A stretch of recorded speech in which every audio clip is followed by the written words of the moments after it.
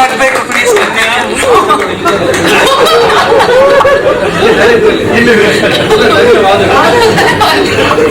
Sir actually ಹೌದು, ಗುರು sir ನಿಮ್ಗೆ ಧನ್ಯವಾದಗಳು ಹೇಳಬೇಕು.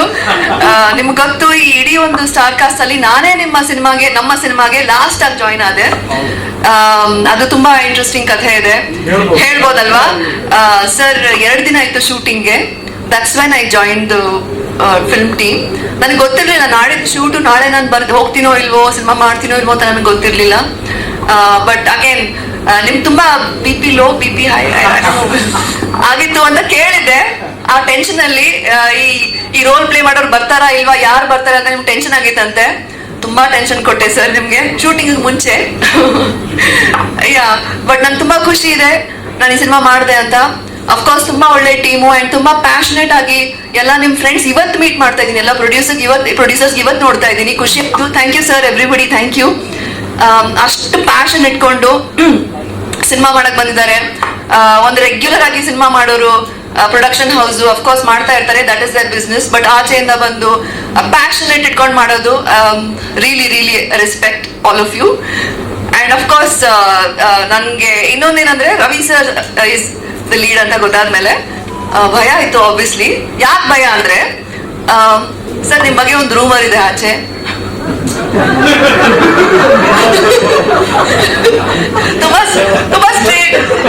ತುಂಬಾ ಸ್ಟ್ರೇಟ್ ಫಾರ್ವರ್ಡ್ ಇದನ್ನ ಹಂಗೆ ಹೇಳ್ಬಿಡ್ತಾರೆ. Is very like he just says anything ಅಂತ.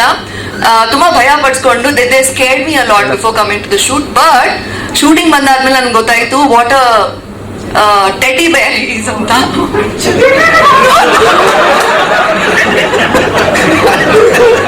No. What I mean is, ನನಗೆ ಅವ್ರ ಬಗ್ಗೆ ಬೇರೆನೆ ಪರ್ಸೆಪ್ಷನ್ ಇಟ್ಕೊಂಡು ಬಂದಿದೆ. ಇದೆಲ್ಲ ನಿಮ್ ಫಾಲ್ಟ್ ಆಕ್ಚುಲಿ. ಯಾರು ಹೇಳಿದ್ರ ನಿಮ್ ಫಾಲ್ಟು.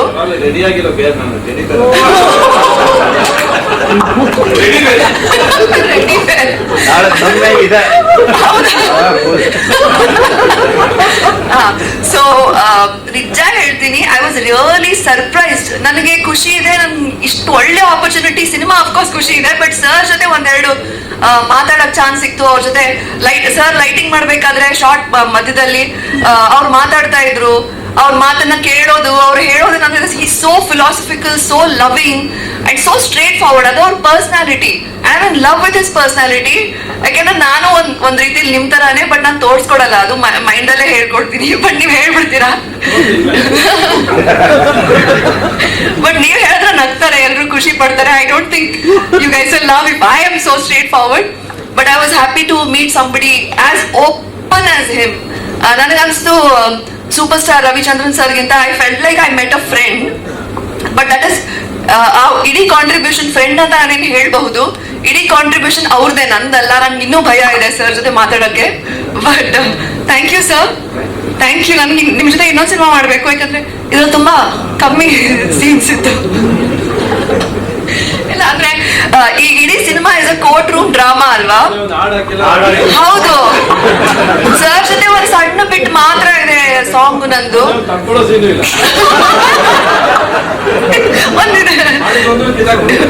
ಹೌದಾ? ಓಕೆ. ನೋ, ಬಟ್ ಸರ್ ಜೊತೆ ನಾನು ಇನ್ನೊಂದು ಸಿನಿಮಾ ಮಾಡಬೇಕು. ಇವಾಗ I am putting it out in the open.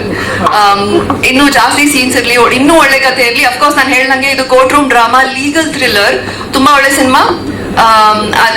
ತುಂಬಾ ಬೇರೆ ಬೇರೆ ಸ್ಟೋರಿ ಲೈನ್ಸ್ ಹೋಗುತ್ತೆ ಈ ಸಿನಿಮಾ ಅಲ್ಲಿ. ನಂದು ಸ್ಟೋರಿ ಲೈನ್ ಸರ್ ಜೊತೆ ಮನೆಯಲ್ಲಿ I play sir's wife's character Rohini ಅಂತ, ಪ್ರೊಫೆಸರ್, ಕಾಲೇಜ್ ಪ್ರೊಫೆಸರ್ ಕೂಡ. ಖುಷಿ ಆಯ್ತು.